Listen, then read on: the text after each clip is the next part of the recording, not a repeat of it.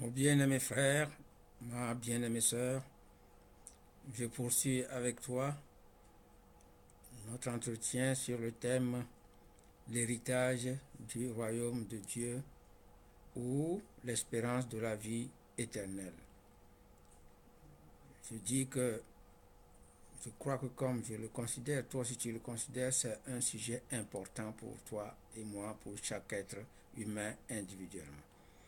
Donc la dernière fois, nous avons vu que le péché d'Adam et Ève contre Dieu consistait en la désobéissance à Dieu.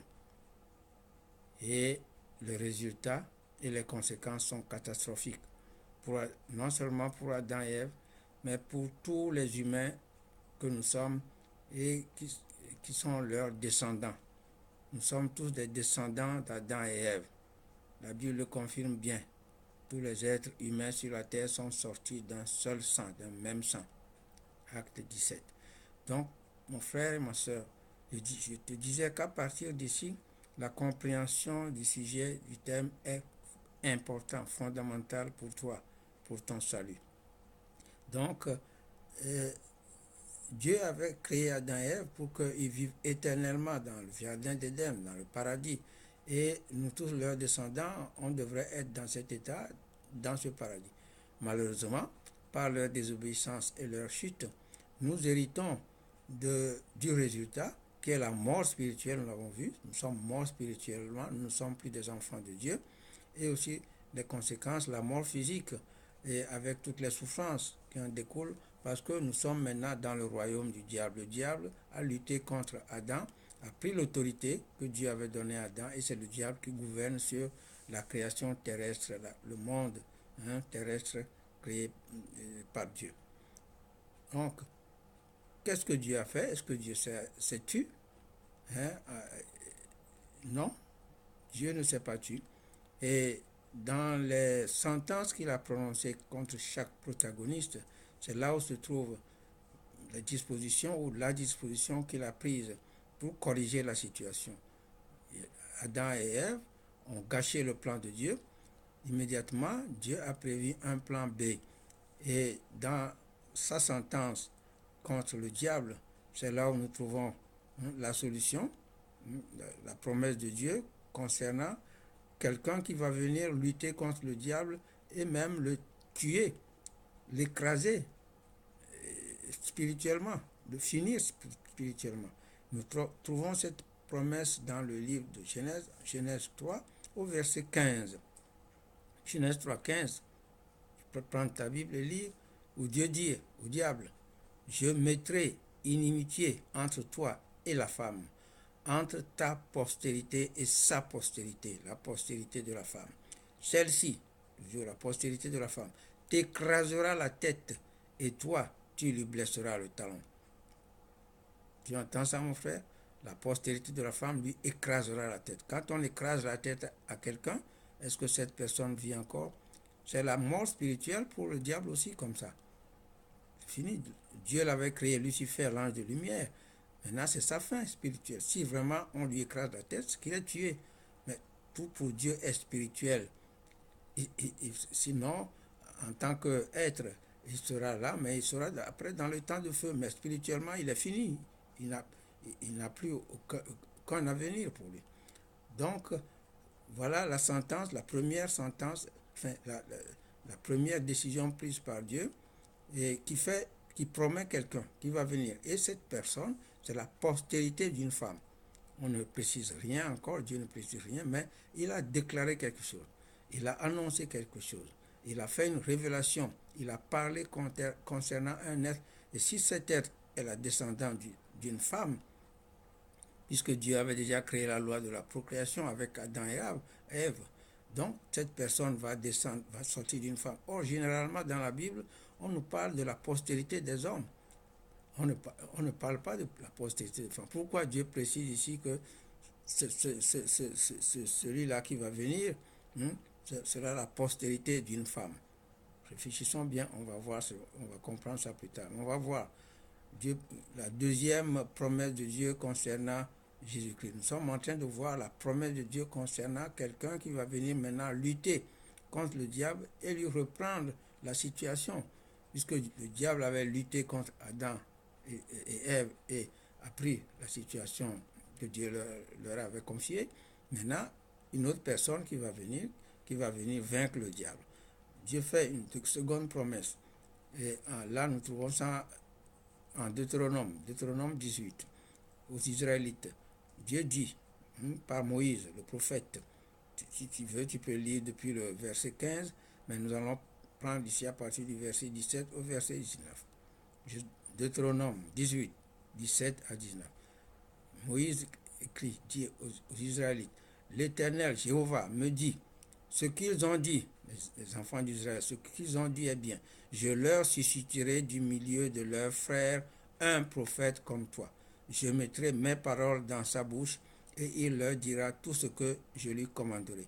Et si quelqu'un n'écoute pas mes paroles qu'il dira en mon nom, c'est moi qui lui en demanderai compte.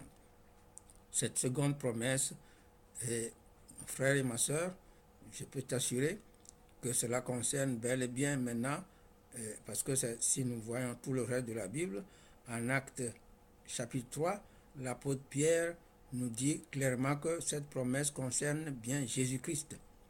En Actes chapitre 3, tu peux lire Actes 3, à partir du verset 12 jusqu'au verset 23, tu vas voir que l'apôtre Pierre précise là-bas que la promesse la concerne bel et bien Jésus-Christ.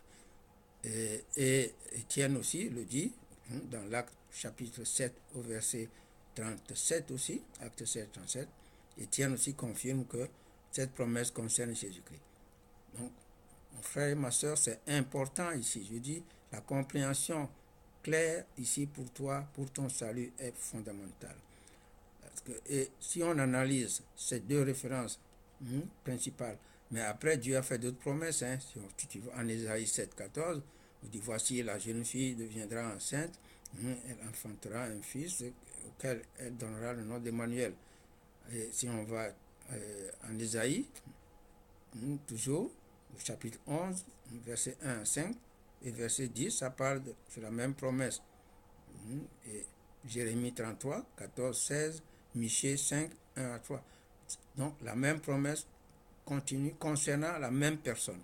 Mais je te dis clairement que les Écritures démontrent que cette promesse concerne bel et bien Jésus-Christ. Et c'est à partir d'ici, je dis, analysons bien. Parce que Jésus-Christ, quand il est venu dans ses enseignements, il a dit quelque chose de sérieux, de très important concernant l'obtention de la vie éternelle. Il a fait une déclaration. En Jean 17, il a dit, or la vie éternelle, c'est que ce que tu m'as donné, pour que je leur donne la vie éternelle, te connaissent, toi, le Père, comme le seul vrai Dieu, et celui que tu as envoyé, Jésus-Christ. Donc, si je m'arrête ici, pour attirer ton attention, parce que, tu dois connaître très bien le Père et connaître très bien Jésus-Christ. C'est une connaissance intime, profonde. Sinon, il y a un Jésus qui a dit que ce n'est pas tous ceux qui me disent Seigneur, Seigneur qui iront dans le royaume de Dieu. Donc, c'est important. Si tu ne le connais pas très bien, tu vas te perdre. C'est pour ça que je m'arrête ici pour attirer ton attention. Si réellement les deux promesses principales que j'ai notées là, Genèse 3.15 et Deutéronome 18, 19, concernent bel et bien Jésus-Christ, analyse bien. Ce n'est pas une affaire de critique. Il ne faut pas critiquer, discuter. Ce n'est pas une discussion, mais il faut te laisser conduire par la parole de Dieu. Donc, si Dieu dit, je mettrai une inimitié entre toi et la femme, entre ta postérité et sa postérité. Est-ce que Dieu parle de lui-même ici? Est-ce que, analyse bien si Dieu parle de lui-même. Est-ce que Dieu peut être le grand Dieu, le créateur de toutes choses, peut être la postérité, la descendance d'une femme qu'il a créée, la postérité de la femme? Donc, analyse bien.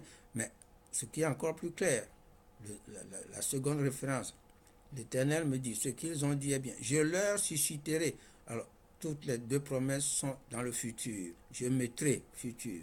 Je leur susciterai. Ça veut dire que la personne n'existe pas encore. Du milieu de leurs frères. Tu entends bien ça? Un prophète. Non? la personne va sortir d'Israël, des fils d'Israël, de leurs frères, et Dieu l'appelle un prophète.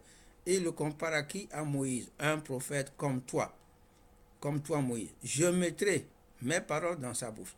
Donc cette personne n'a pas ses propres paroles, c'est Dieu qui va mettre ses paroles dans sa bouche et il leur dira tout ce que je lui commanderai. Voyez? Et si quelqu'un n'écoute pas mes paroles qu'il dira en mon nom, c'est moi qui lui en demanderai compte. Donc, analysez bien. Est-ce que cette personne, d'abord, c'est un être réellement humain, puisque c'est du milieu des frères d'Israël, Dieu le compare à Moïse et il l'appelle un prophète. Est-ce que Dieu parle de lui-même là?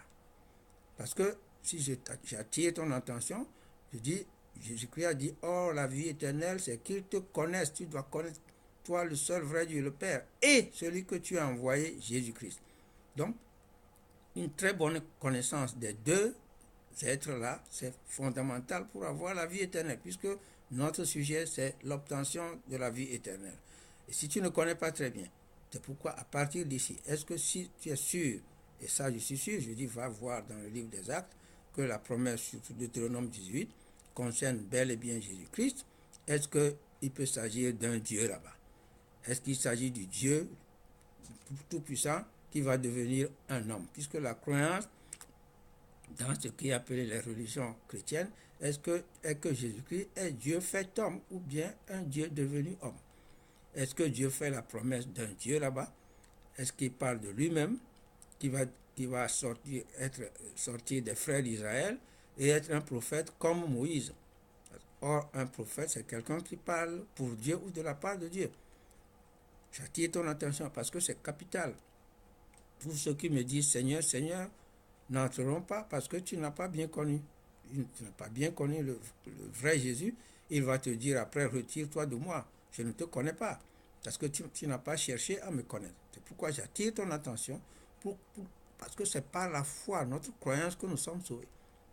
Par la foi, ta croyance en quel Jésus tu vas croire. Tu crois, c'est fondamental, c'est important. C'est pourquoi j'attire ton attention pour que ta foi soit profonde, solide. Parce que Dieu, le Tout-Puissant, ne peut pas être les frères des enfants d'Israël, hein, et ne peut pas être son propre prophète. Et il ne va pas mettre ses paroles dans sa propre bouche. Je mettrai mes paroles dans la bouche de ce prophète-là, et il leur dira tout ce que je lui commanderai.